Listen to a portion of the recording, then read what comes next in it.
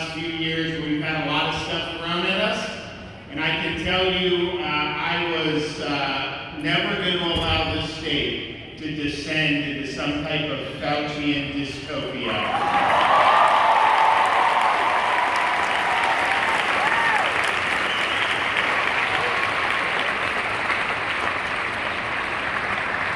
We were not going to let people's rights be curtailed, their livelihoods destroyed, and we thought that as New York and Illinois and California kept locking people down, we had an obligation to lift people up. And so,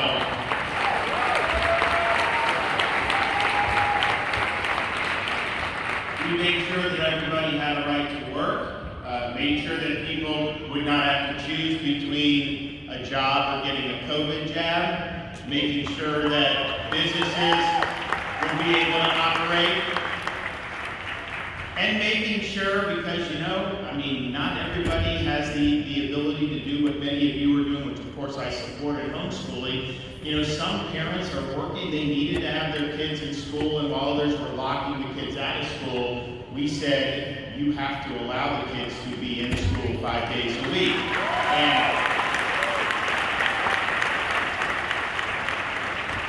And as you look at some of this, we are the #1 state for school choice and parents' rights in the entire country.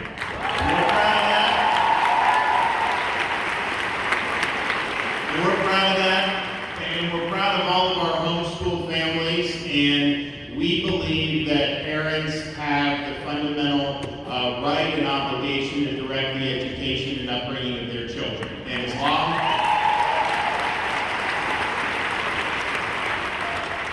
long as I sit in the chair in which I do, that will be the policy of the state of Florida.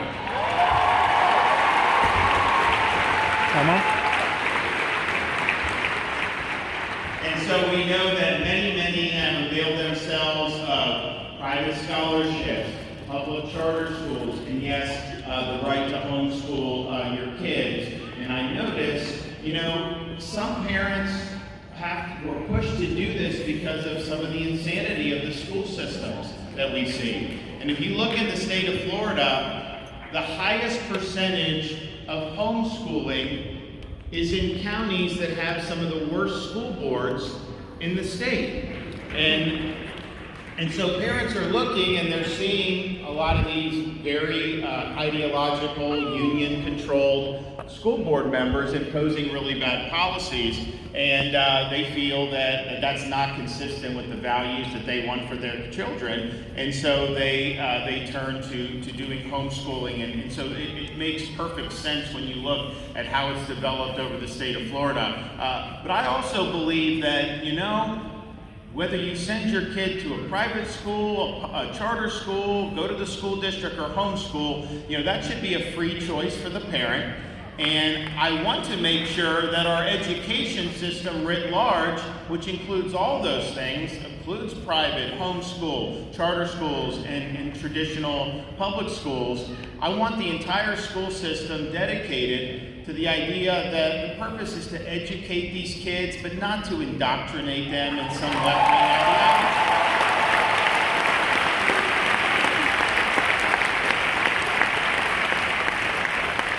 And so we have taken stands in the state of Florida against our schools being utilized to impose, I would say, very harmful ideologies. And it all does go back to what the fundamental role of the parent is. There are people in our country, even in our state, who believe the role of the parent is to just drop the kid off at school and then butt out.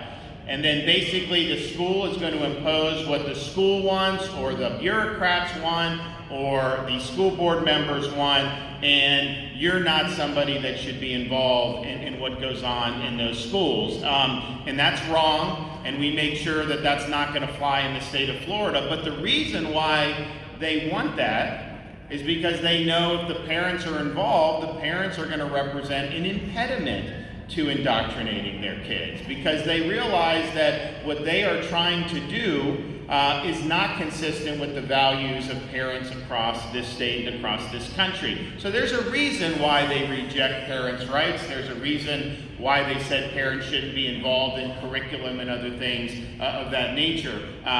We believe differently, and it's one thing to say, to do certain things like we've done. For example, we've banned critical race theory in our K through 12 schools.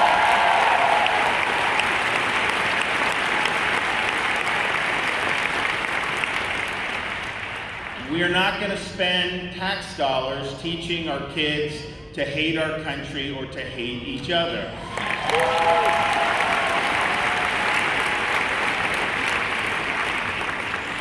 And it's certainly an agenda that's afoot when they say things like, and we teach everything about American history, there's good, there's bad. There's a lot of triumph over challenges that I think are important to talk about too, but that's required in Florida statutes to talk about that. But what we don't do is allow ideology to manipulate history, to try to advance an agenda in the present day. So for example, you have things like the 1619 Project, which is a big thing with the New York Times. And what they try to say is the American Revolution was fought to protect the institution of slavery. And if you've studied for 5 minutes, what happened in the American Revolution, you know that is false. The Boston Tea Party was not about slavery, okay? It was about taxation without representation, and you saw why they revolted against the British, because they wrote it down, and they circulated pamphlets, and they met in Philadelphia to pass a declaration where they listed the grievances. And so to try to reimagine and distort the fundamental history of our country just because you think it serves an ideological purpose now is wrong, and that's not appropriate, and we're not going to allow that to happen. But the issue is okay, you can say you don't do that. You can say that you actually deal with facts and treat people equally regardless of their race and all this other stuff. But what if these school districts don't follow? Because remember, we did a Parents' Bill of Rights in 2021, and we said no forced masking of these kids because of the Parents' Bill of Rights, right? And the parents appreciated that, but it was the type of thing where we had a handful of these school districts that were fighting the state law about forced masking, and we won in court, we won with additional legislation, and we did all that, but I think anytime you're doing education policy, you have to assume that you are going to have some of these usual suspects that are going to try to disregard. And so what we did in this most recent legislative session was pass a bill called Stop Wrongs Against Our Kids and Employees Act, the Stop Woke Act. And what that does,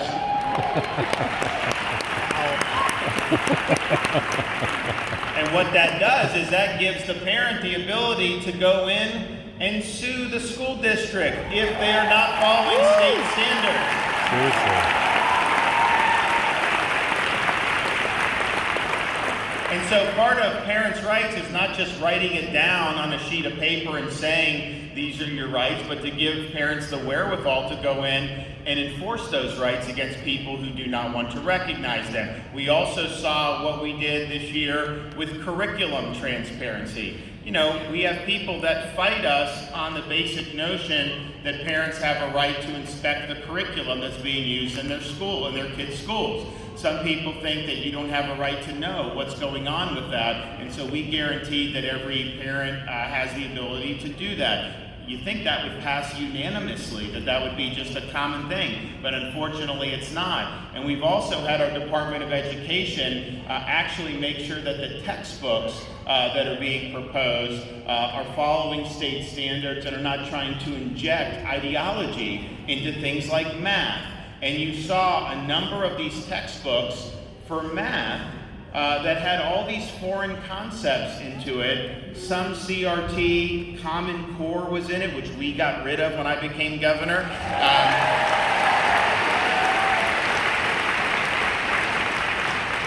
And then they have something called social and emotional learning, which is basically I would say 2 + 2 = 4. They would say 2 + 2 = well, how does that make you feel? What do you think about this? You're not preparing our kids to be successful if you're going down that road. They need to be taught to get the right answers. And so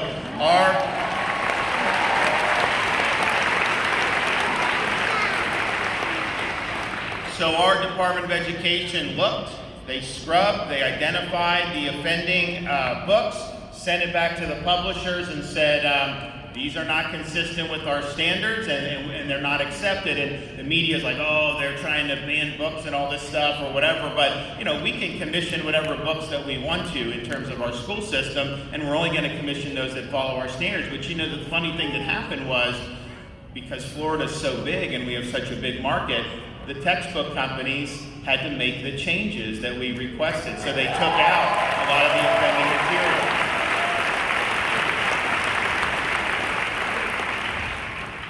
And so that is, because it's easy to just kind of, let this kind of education conglomerate just run roughshod and act like, there's nothing that we can do. And if we just sit back and do nothing, then we're really failing our kids. And so we're standing up across the board to make sure that this curriculum is sound and solid and is not being used to try to inject ideology. And you saw that maybe most famously with our bill, the Parents' Rights in Education, that I signed earlier this year. And there's a company right down the road from here that got involved in that one too. But at the end of the day, I think parents in the state of Florida have a right to send their kids to kindergarten without having woke gender ideology shoved down their throat.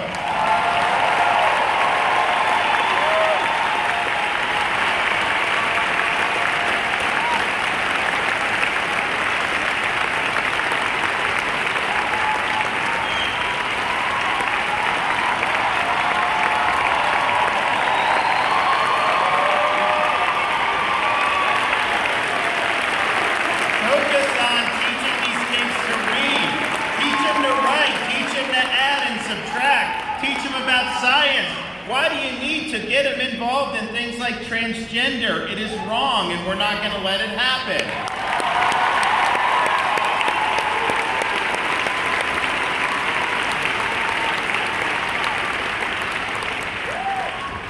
We also, in that bill, said that the kids that are going to school, that schools can't be performing different types of services with these kids without the parents' knowledge and consent. And for example, we had a parent whose daughter was going to a school in Tallahassee, and the school was, quote, transitioning the daughter into, quote, a boy by changing name and doing all this other stuff against the parents' consent. And so, first of all, that's not appropriate for schools to be doing anyways, but the idea that a school can override what the parents want to do is unacceptable. Schools serve a function in our society, but they don't supersede the role of the family and the role of the parents.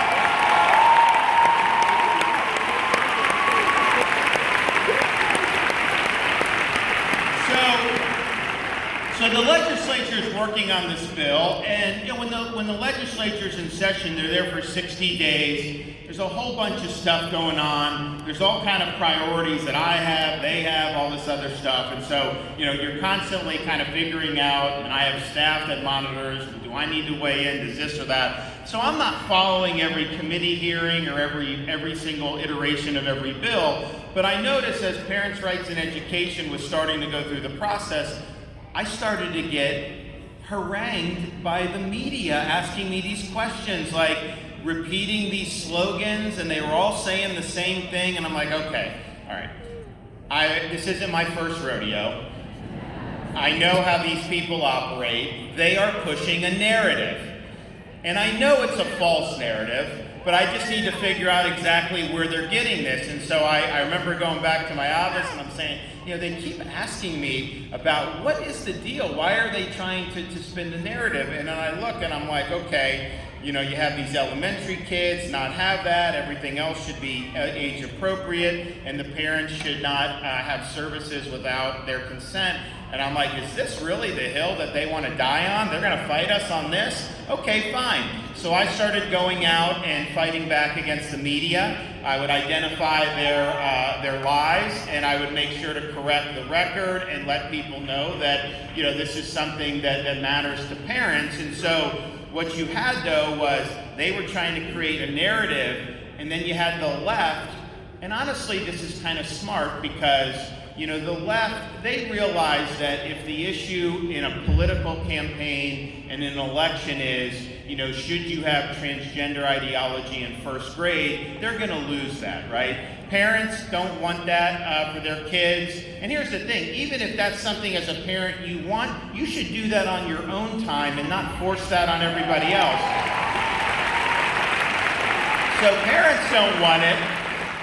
In a state like Florida, we've got a lot of elderly. The elderly think this is just weird that you'd even be talking about it. So it's not something that's very good politically to do. So I think what the left says is, okay, if we can pressure companies like Disney that have this huge amount of power, in the state of Florida, and then get Disney to come down against it, then maybe we'd have an ability to stop it.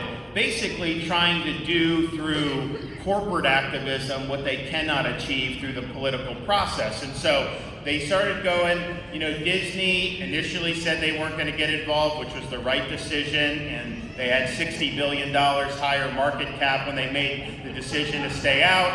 A lot lower now, but it is what it is. I didn't know that. But and I told them, I said, why would you get involved in this? It just doesn't make sense. But whatever. I mean, you're free to do what you want, but I'm free to fight back the way I want to. And